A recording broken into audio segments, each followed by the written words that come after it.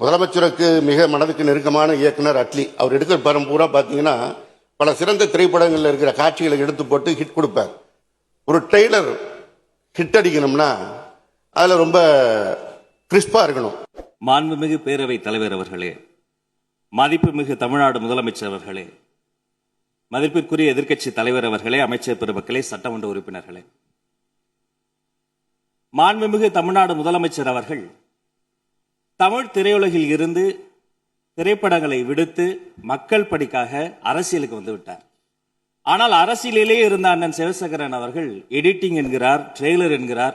அட்லியை குறித்து பேசிய போதெல்லாம் எனக்கு ஆச்சரியமாகவும் அதிர்ச்சியாகவும் இருந்தது. இந்த சட்டமன்றத்திற்கும் அன்பு சகோதரர் இயக்குனர் அட்லி அவர்களுக்கும் என்ன சம்பந்தம்? அதே போல அவர்கள் சொன்னதை, ஜனநாயகத்தினுடைய பெரிய பலமே எதிர்க்கட்சி தான். அவர்களினுடைய ஆக்கப்பூர்வமான விமர்சனங்கள், அவர்களினுடைய அறிவுரைகள், அவர்களினுடைய எதிர்ப்பு என்பது நமக்கு ஒரு வலிமையை சேர்க்கும், ஒரு பலத்தை கொடுக்கும்.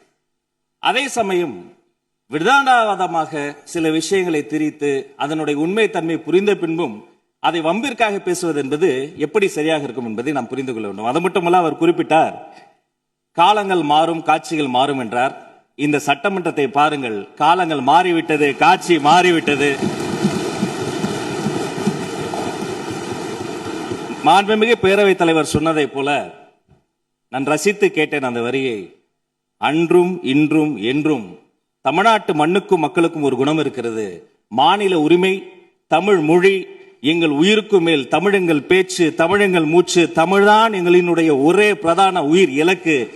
நேற்றும் முதலில் எது பாடப்பட வேண்டும் என்ற ஒரு விஷயம் வந்தபோது தமிழ்த்தாய் வாழ்த்துத்தான் முதலில் பாடப்பட வேண்டும் என்று ஒன்றிய அரசின் சுற்றறிக்கையை மீறி தமிழ்த்தாய் வாழ்த்தைக்கு முதலிடம் கொடுத்தோம். என்றும் அதைத்தான் நாங்கள் பின்பற்றுவோம் என்று சொல்லி